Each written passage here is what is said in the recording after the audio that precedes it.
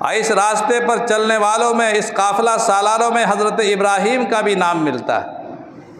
اور ان کی خصوصیت کیا تھی؟ قرآن کہتا ہے اذ جاء ربہ بقلب سلیم، جب وہ اپنے پروردگار کے پاس قلب سلیم لے کر آئے۔